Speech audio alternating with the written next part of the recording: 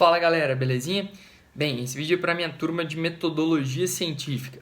Galerinha, como vocês sabem, eu tive esse acidente, então eu não vou poder estar na sala essa sexta-feira, mas a gente não vai ficar no prejuízo, tranquilo? Bem, o que nós vamos falar hoje? Nós vamos falar basicamente do nosso projeto final. E aí o projeto é aquele que vai ter que ser apresentado no final do semestre, né? Então nós já temos que já estar ponderando, a gente já fez várias atividades, vários trabalhos, mas agora a gente vai pegar e vai falar da estrutura como um geral. Como eu não tenho um quadro aqui nesse momento, eu preparei aqui no meu computador e a gente vai tratando em tópicos, ok? Todos os elementos que precisam estar no projeto e depois a gente vai colocar isso numa estrutura organizacional para escrever efetivamente, tá bom? Então, a primeira coisa que a gente vai ter que fazer, eu já separei, já tinha conversado com vocês, é a questão do título da pesquisa, né? Então, nós já diferenciamos a temática, o tema, o problema em sala de aula. E aí, agora, botando na prática, a gente vai ter que começar o nosso projeto assim, com o título da pesquisa. Então, aquele nome impactante. Em seguida, a gente tem que ter a delimitação do assunto, né? Assim, qual o tópico, o enfoque que vai ser estudado. Então, é basicamente qual o assunto dentro daquele título que a gente vai trabalhar.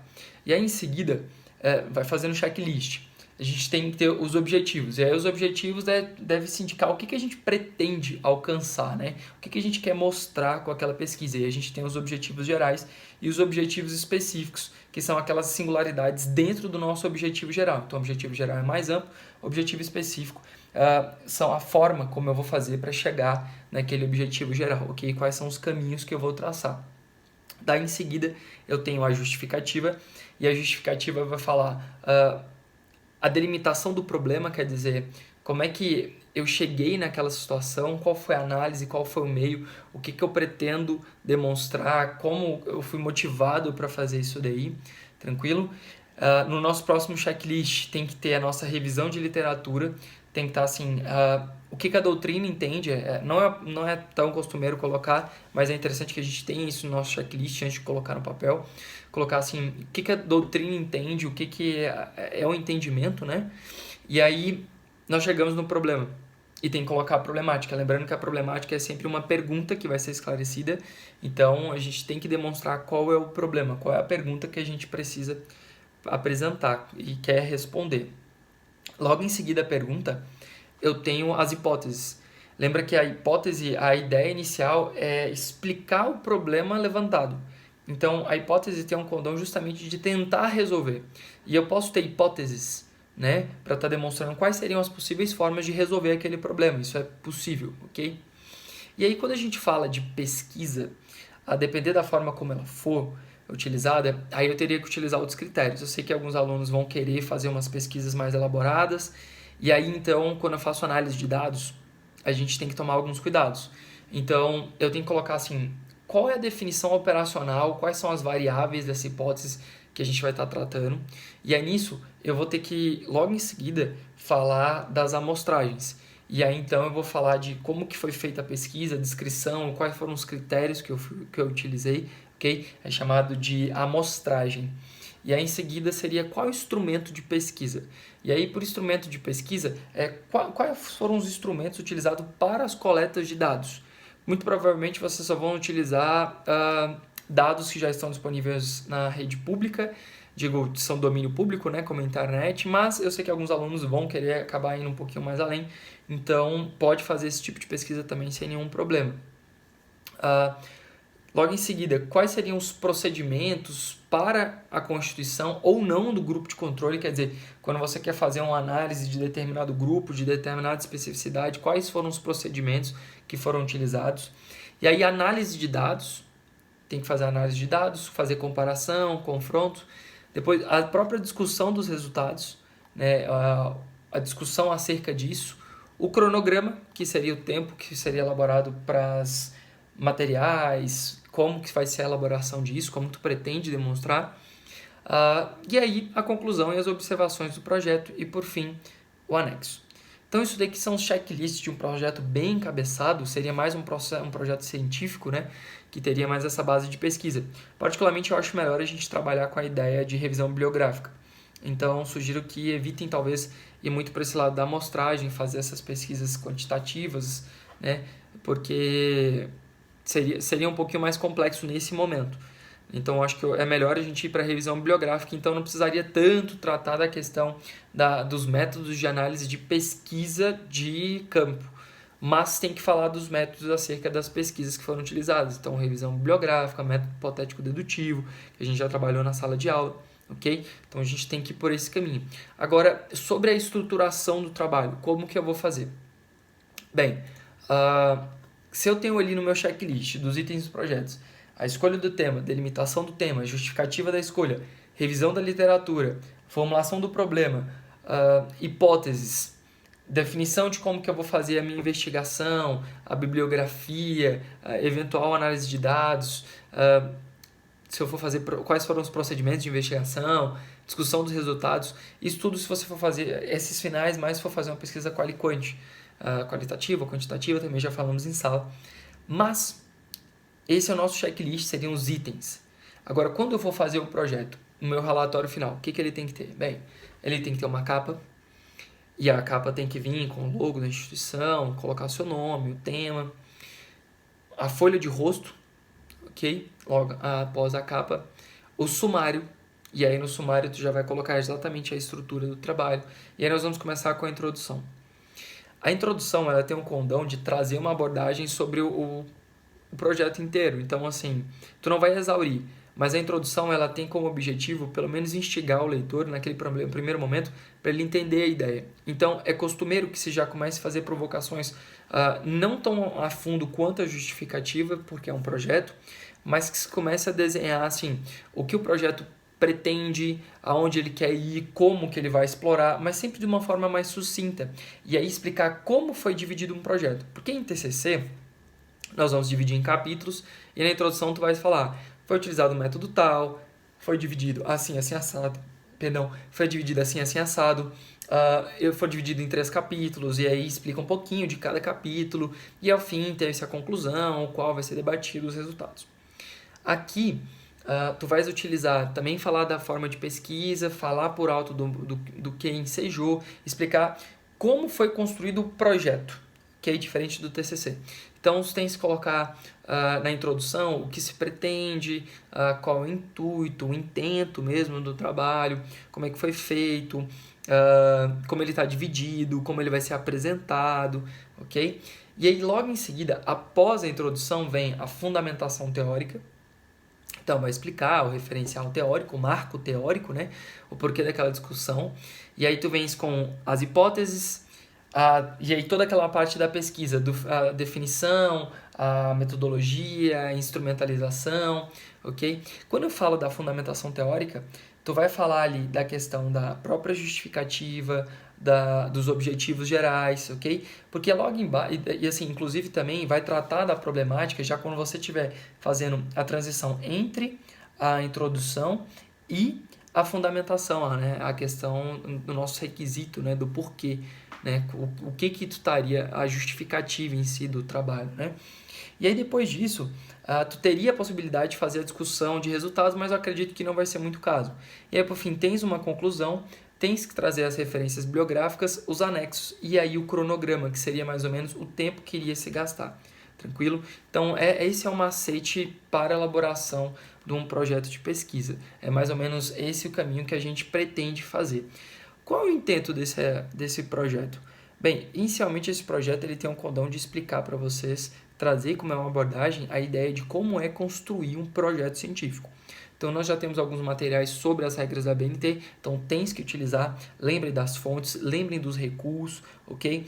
Quando for fazer uma citação, eu não posso utilizar as duas, ou é autor data ou é nota de rodapé. Tem que lembrar desse detalhe, ok? É mais fácil nesse momento, talvez fazer, como não é um artigo, é mais fácil fazer sobre o autor data, é realmente mais simples, tranquilo? Então, eu até recomendo que utilize nesse momento. E aí, o que um projeto desse vai agregar para mim no futuro? Bem, quando eu for falar de mestrado, quando eu for falar de doutorado, sempre vai ser por meio de projeto, ok? Então, um artigo para publicação, quando você quer fazer uma proposta para, por exemplo, conseguir uma bolsa, alguma coisa nesse sentido, então é bem importante, ok? Lembrando que o artigo científico é diferente do artigo jurídico. O artigo jurídico tu publica em site e tal, Mas o artigo científico não, ele tem ISN, ele tem já uma certificação e ele traz para si um reconhecimento e a CAPES valora isso daí, ok? Então isso pesa bastante também no seu currículo para a área acadêmica, né? Então isso é importante, é um diferencial para ti. Agora sobre o nosso artigo. Bem, o nosso artigo a gente já conversou um pouquinho em sala também. Nós estamos agora na fase que nós superamos a problemática, né? E aqui eu não vou mais ficar falando de justificativa, objetivo geral, hipótese. Por quê?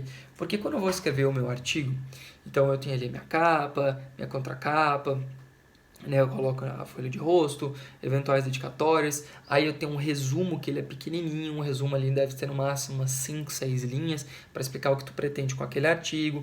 Depois eu tenho o chamado abstract, que é a tradução desse resumo em uma língua estrangeira, habitualmente utiliza-se o inglês. Lembrando que no resumo eu tenho também as palavras-chave, são aquelas palavras padrões que vão deduzir a ideia do seu artigo. E aí eu vou ter sumário, introdução, ok? Da mesma forma, e aí eu vou ter os capítulos. O interessante é porque no nosso artigo a introdução vai trazer pra gente o que a gente quer demonstrar no nosso trabalho. Então, tu vais colocar ali a justificativa, os objetivos, as hipóteses, a problemática. Então, é muito importante isso. Qual foi o método? Então, basicamente, toda essa ideia do nosso projeto vai ser revestido na introdução. Então, vai virar a nossa introdução. E aí, logo em seguida, eu recomendo fazer por capítulos. Lembrando que esse primeiro artigo, ele tem ali em média, né, de 10 a 15 páginas. Então, não são muitas páginas, são poucas páginas para a nossa publicação.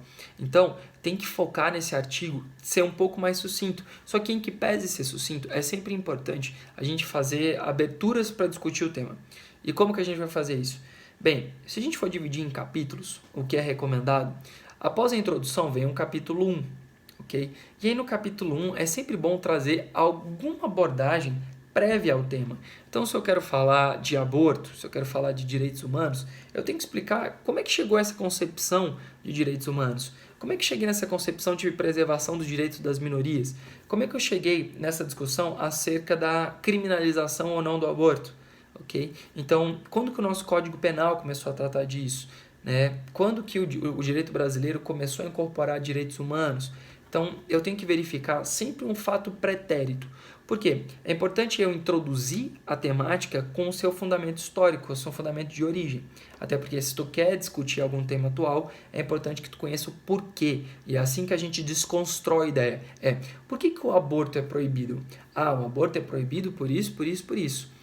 Mas veja bem, o mesmo aborto que é proibido nessa situação é liberado nessa situação. Então eu tenho aqui uma questão legislativa que não tem um princípio como absoluto, não tem um direito como absoluto. Então percebe que quando você quer desconstruir uma norma, a primeira coisa que faz é ir direto na origem dela. É o porquê da existência daquele tipo. Quando eu passei a punir aquele tipo? Por que eu me interessei naquele tipo? E aí tu começa a discutir essas fundamentações prévias, o fundamento anterior à existência, o porquê dele existir, para então prosseguir. Já no capítulo 2, o que eu sugiro sempre é que se discuta, bem, se eu estou falando de norma, se eu estou falando de alguma coisa consolidada, eu tenho que explicar também para o meu leitor como é que funciona hoje em dia. Então, se eu quero falar do aborto, eu vou lá no Código Penal, vou olhar ali os tipos do aborto, vou explicar o porquê, vou falar também das excludentes, falar quando não é crime, né, quando eu tenho, na verdade, eu isento de pena o indivíduo. Então, eu vou olhar as variáveis que são aplicadas atualmente. Se eu quero falar de direitos humanos, então eu vou falar o que foi incorporado de direitos humanos, quais são as normas. Sempre começa com uma pirâmidezinha. Então, se tu quer falar de uma norma penal, se tu quer falar de alguma garantia, primeiro vá na Constituição, vê o que a Constituição fala, e aí tu começa de cima para baixo. Então, começa na Constituição e depois vai para as leis federais. Professor, eu quero falar de tema de direito internacional. Então, começa com a Constituição igual, mostra como ele foi recepcionado para o direito interno, ok? E aí explica esse tratado internacional dentro do direito interno, depois vamos para as leis federais, tranquilo? Então, ali tu vai expor basicamente como a legislação, como o ordenamento jurídico se comporta no dia de hoje. E no capítulo 3, sempre coloque a problemática. Então, traga a sua pergunta e traga a exposição dessa pergunta, o porquê da existência dessa pergunta e tente explicar de alguma forma, demonstra a existência dessa pergunta, lembrando que esse tipo de artigo ele não tem um condão de esclarecer e qualquer dúvida, mas tu vai pôr à prova as suas hipóteses. Então tu pode chegar no final e estar errado? Sim, isso é possível. Falar que é um pensamento equivocado, a ideia inicial? Podes, ok? Então, tu não precisa criar uma coisa fenomenal. Não, na verdade, tu precisa pegar um problema, expor esse problema e que, eventualmente, tu não vás trazer a resposta de imediato. Tu pode trazer sugestões. Agora, como que eu trago essas sugestões? E como que eu vou deixar ele mais robusto no nosso trabalho? Bem, a gente já falou das citações, e as citações são muito importantes. Então, se tu quer falar, por exemplo, de história, provavelmente tu tirou de algum livro de história aquela ideia, então tu tens que citar da onde que vem aquela ideia. Eu quero falar de Roma, porque em Roma acontecia isso. Tá bom, mas da onde vem isso daí? Porque o seu trabalho ele ganha um respaldo maior quando tu utiliza de uma autoridade. Então faça questão de fazer citações à autoridade lá desde o primeiro momento quando eu estiver falando de história. Okay? Então traga essas referências. Eu vou falar do tipo do aborto. Então traga a doutrina atual sobre o que eles entendem por aborto. Traga mais de uma, às vezes, para confrontar as ideias. Isso é importante. E na problemática, provavelmente a sua ideia está embasada com base em alguém. Então alguém auxiliar da sua ideia te faz pensar daquela forma. Então, não é que a sua ideia não é original, mas provavelmente essa discussão que está sendo pautada, ela tem alguém que discuta mais ou menos no mesmo sentido, ainda que não de forma direta, mas que te demonstre que tem uma ideia mais ou menos nesse sentido. Então, é sempre importante. E isso, na verdade, vai trazer maior seriedade para o seu trabalho. É importante que façamos isso. Então, principalmente na problemática, é um capítulo que normalmente ele é menor, porque não se cria tanto. Utiliza mais ideias e aí tu pode fazer por analogia e trazer. Então, por exemplo, se eu quero falar da questão do aborto, tem que lembrar, já sugeri esse livro em sala, O Domínio da Vida, de Ronald Dworkin. E aí ele fala de uma hipocrisia legislativa, porque ele fala, olha, aqui agora é absoluto, aqui não é, e aí aqui pode, aqui não pode, mas o feto não fez nada, então eu tenho uma proteção aqui para cada tipo de momento. Então, isso daí poderia ser a ideia inicial para eu falar de uma contradição normativa. Então, eu vou trazer um fundamento de autoridade. Lembrando, tem que tomar cuidado com as modalidades de citação. No artigo, talvez seja mais legal colocar a nota de rodapé, tranquilo? E aí, colocando a nota de rodapé, tem que colocar lá embaixo tudo direitinho da forma como deve ser citado. Eu peguei uma lei, tem que citar lá embaixo. De onde que tu pegaste a lei, ok? Então, coloca lá Brasil, site do Planalto, acessado em, data, blá blá blá. Tranquilo? Tem que colocar isso também. Eu peguei de um artigo. Mesma coisa, coloca o nome do autor, o título do artigo, e aí então tu faz a sua citação lá embaixo. Toma cuidado com a questão do plágio, ok? Então, se pegou de algum lugar, cite, é importante que cite. Não coloque como se fosse teu. A paráfrase é quando tu lê alguma coisa e tu tem uma ideia e tu pode utilizar com outras palavras. Mas lembra que a gente tem a citação indireta, quando a gente cita ali o autor, a ideia de fulano de tal, e aí tu pode colocar com as suas palavras, ok? Então é muito importante. Tomem cuidado com plágio, tá? Eu recomendo que após o término do trabalho, passem no programa chamado CopySpider. Esse programa ele tem um condão de ver qual o percentual. Ele tem alguns erros, porque ele coloca direto na internet e basicamente vai ver se teve algum trecho transcrito. Então, se tem alguma citação que também está online, ele vai entender como se fosse plágio, mas aí é só abrir o relatório, tranquilo? Então, toma cuidado com plágio. Depois do nosso capítulo 3, aí a gente vem para as nossas conclusões. E aí, colocando as conclusões, vai colocar exatamente o que se pôde tirar, como que foi do processo desse trabalho, desse artigo, e aí, por fim, colocar as referências bibliográficas. Tranquilo? Então é muito importante que nós sigamos essa estrutura, ela vai agregar bastante para o trabalho, ela vai deixar ele mais robusto e vai fazer com que tenhas êxito para a nossa publicação, ok? Então, meus queridos, eu agradeço, gosto muito da turma, a gente tem feito vários trabalhos bacanas, a turma é muito interessada e eu tenho certeza que a gente vai ter trabalhos excelentes daí, ok? Então, valeu, é isso aí.